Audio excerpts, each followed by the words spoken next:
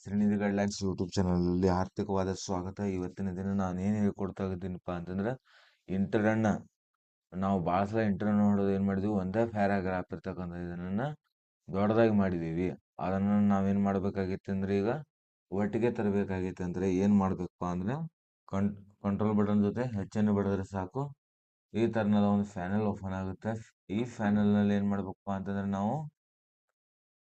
ಈ 6 ಬಟನ್ ಮೇಲೆ ಒಂದು ಎರೋ ಇದೆಯಲ್ಲ, ಆ ಎರೋನ ಬಡಿದು ಅದಾದ ನಂತರ ಫೀಯನ್ನು ಬಿಡಿಬೇಕಾಗುತ್ತೆ. ಅದಾದ ನಂತರ ಏನು ಮಾಡ್ಬೇಕು, ನಾವು ರಿಪ್ಲೇಸ್ ಆಲ್ ಅಂತ ಏನು ಬಡಿದ್ರೆ ಸಾಕು, ಈ ಥರ ನೋಟಿಫಿಕೇಶನ್ ಬರ್ತೈತಿ.